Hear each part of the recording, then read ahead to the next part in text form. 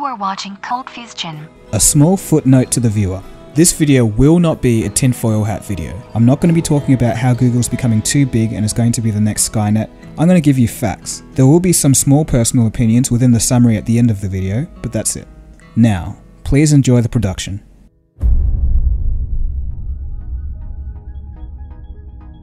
"1995. I was 5 years old and the public internet was only 3 years old. People didn't really know what the internet was or how to use it, or even if it was of any use to them. On one particular day in 1995, history would change forever. A 22-year-old Larry Page and a 21-year-old Sergey Brin meet for the first time at Stanford University. Larry and Sergey soon become good friends and begin collaborating on a search engine called Backrub. In 1995, there are about 13 search engines to choose from, and they were all terrible. They didn't give back anything remotely close to what you asked for. But Backrub was different. It had a secret formula. It was called PageRank, and you're looking at it now. This one formula was one of the reasons that Backrub performed so much better than the other search engines of the time. This was the key, the secret. This formula will indirectly be worth billions in the future. On September 15th, 1997, Backrub was changed to Google.com. And the rest, as they say, is history.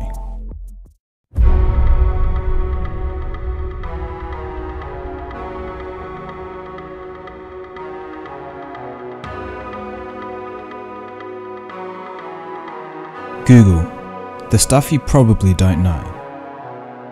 A lot of us just really see the surface of Google. We use their online services like Google Search, Gmail, YouTube, and Google Plus every day. Many of us have a phone featuring Google software, and maybe even Google hardware. Google's self-driving cars and augmented reality glasses are cool, but very few people ask themselves the question, how big is Google, and what else are they up to? Let's find out. Please make sure you're seated before you continue. Google is much bigger than you think. First, we'll look at 5 interesting Google acquisitions of the past, but then we'll look a bit deeper into some revolutionary things that the company has been doing over the past few months. Number 5. Android.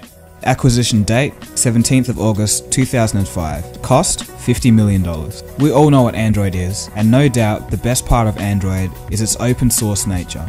This allows the operating system to be on anything from phones to cars to fridges.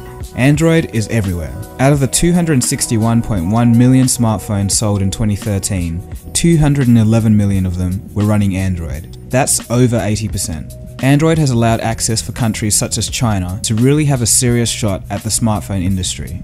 Let's move on. Google is obviously just more than Android. Number 4. YouTube. Acquisition date, 10th of December 2006, at a cost of $1.65 billion. I will do no justice to convey just how mind-blowingly huge YouTube is. The facts will do this for me. Looking at YouTube purely just as a search engine, it's bigger than Bing, Yahoo, and Ask, all combined. In fact, it's the largest search engine on the planet, second to only Google Search itself. So it's obvious that people are searching for a lot of things. This only must mean there's a lot of content on YouTube. But how much continuous video content actually gets uploaded per day? Maybe a week? 1 month of continuous video? 2 months? A year? Nope. Try a decade. That's right, over a decade's worth of video is uploaded at a rate of 72 hours per minute. And that's just in one day. It's nothing. If you start adding it up, it gets even stupider. For 1 month, just 1 month, there is 4 billion hours worth of video watched each month. That's over 450,000 years worth of video watched in just 1 month. And of course, as you watch this particular video on YouTube, those rates are increasing. I could go on with the facts, but there's a lot more crazy stuff to cover in this video. Number 3. Motorola Mobility. Acquisition date, 15th of August 2011, at a cost of $12.5 billion. Motorola Mobility was in trouble in the early 2010s, and Google used this opportunity to get themselves into the hardware side of the smartphone world. But halfway through the production of this video, something very interesting happened. Google sold Motorola Mobility to Lenovo for $2.9 billion. This makes it seem as if Google's interests were elsewhere. Perhaps they just wanted to hang on to some of the patents that they acquired from the acquisition of Motorola to help Android defend itself against Apple. Perhaps in court cases in the future, or perhaps the ones past. Number 2. Boston Dynamics. Acquisition date, 10th of December 2013. Cost? Unknown. Okay, so this is where things start to get a little bit crazy. Remember those robots I was showing you a while back in that top 10 video? Google bought Boston Dynamics, the company that created the robotic technology. If you want to know more about these amazing robots, just check out the first YouTube video link in the description below. This acquisition means that Google now owns some of the most advanced robotic technology on the planet. It doesn't end there though. Number 1. Nest. Acquisition date? 13th of January 2014, at a cost of $3.2 billion. Nest Labs previously created some very beautiful smart thermostats and smoke detectors as part of their goal to create a conscious home. Google is going to help them do that in a very big way. We may eventually see a home powered by Android and Google Now. These kind of acquisitions will be quite interesting over the next 5 years or so. And here's a bonus item. DeepMind. Acquisition date? 26th of January 2014. This was Google's first AI company acquisition. DeepMind can be described as a world-class, groundbreaking technology on the cutting edge of machine learning. They use systems neuroscience to build powerful and general-purpose learning algorithms. But let's get to the Google robot, because it seems like they have all the parts in place, so let's dissect a bit. Let's start with what would be the brain of the robot, and that is DeepMind. We don't actually know that much about this company, but we know that it was created by a child prodigy who liked chess and has gone on to create games. And we know that they have some patents in looking at images, their technology, and deciphering what's inside the images without humans saying what's actually in those images. And then let's... So critical thinking. Exactly, Yeah. critical thinking. As I said earlier, this video is not a tinfoil hat video, so the aim is not to scare people. So I'm going to tell you facts. According to official statements, the DeepMind technology is going to be used for Google image search, for now anyway. So that's a bit about what Google's been doing, but what about some of the more crazy out there stuff? Well, there's definitely some lesser known things going on at Google. Of course, I'm mainly talking about Google X. Google X is a semi-secret facility run by Sergey Brin and Astro Teller. Google X aims to, quote-unquote, improve technologies by a factor of 10, according to Astro Teller. He goes on to say, think of science fiction sounding solutions. In late 2013, Google went on a robotics company acquisition spree. Every day they purchased a new company that operated in fields such as humanoid robots, robotic arms, and computer vision. I guess we just have to wait for the announcement to see what they're really up to. Another very interesting project is Project Loon. Project Loon aims to provide internet service for the 4 billion people that don't yet have access.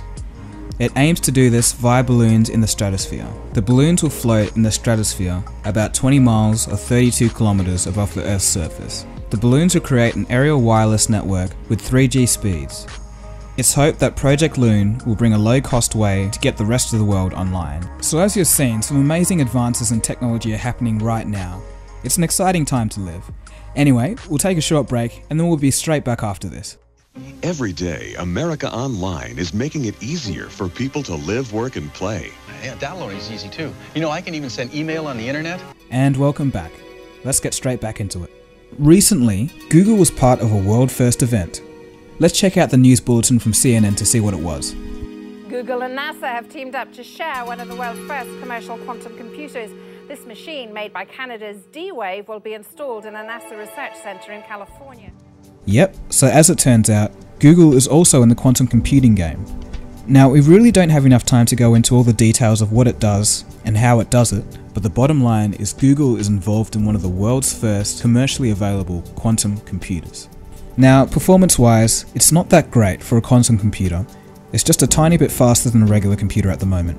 But of course, it's the very first version of a brand new sort of computing, so it's going to take some time to get there. But it's pretty cool, that chip you're staring at is an actual quantum computer. It's hoped that this computer could be used in the future to solve very complex optimization problems, one of which is global warming. But of course, one step at a time. The mysterious barges. In October 2013, 4 strange floating barges were found off the coast of Treasure Island, San Francisco, Rikers Wharf, Portland, and New London in Connecticut. Google refused to give any detailed statements about the use of the 4 250 feet long, 2,000 plus ton barges. The only explanation given for their existence was to, in quotes, to use the barge as an interactive space where people can learn about new technology. Some say it's just a storehouse or marketing area for Google Glass, but no one knows for sure. And now we'll end off the video with the most recent announcement. January 16th, 2014, Google announced their specialized contact lenses. These contact lenses will provide a glucose monitoring system for diabetics using a non-intrusive method. So, over the next decade, we may see home automation from a conscious house, advanced intelligent robotics, and the global expansion of internet coverage.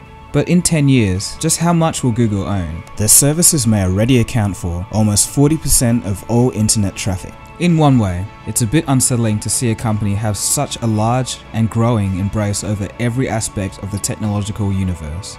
But on the other hand, it only can be, and it has to be Google that advances the state of our world. There's no other company out there that has the resources and infrastructure to do the research and develop such amazing technologies and produce products at a reasonable price for the world. The only thing I ask of you, Google, is to just stay sincere. So you've just seen all the latest information about one of the largest, most dynamic and influential companies we're ever likely to see for a long time. So what do we take away from all of this? Well, you can look at it this way. The founders of Google, Larry Page and Sergey Brin, were just two regular guys. Two regular college dropouts to be exact. They saw a need for more accurate search, and they put their minds to it, and you've just seen the result. So the next time you feel like giving up on an idea, just think about that. Two very intelligent, but otherwise regular guys changed the world. So what do you have to lose? Alright, so I'm not a life coach, but it's still food for thought. So that was Google, and this is me. Hey, Dagogo here, the creator of this channel and also that video, of course. So if you guys are new here, I've got some music videos and some documentaries and all sorts of other stuff because I just do a little bit of everything really. So if you know someone that likes Google or technology in general and you want to share this video, you can do that as well because you know, editing and putting together and planning one of these videos takes quite a lot of time. I'm not sure if you could notice that or not. So just any little thing helps. You know, people have been saying I should get my stuff out there, so this is my effort to try and do that, you know, wink, wink. Yeah, that's all I really wanted to say. Alright, so I'll see you again for the next one, and enjoy your day. Cheers. But it's all in good fun, and hopefully you guys enjoyed it. And I'll see you again soon for the next video. I don't know what I'm talking about.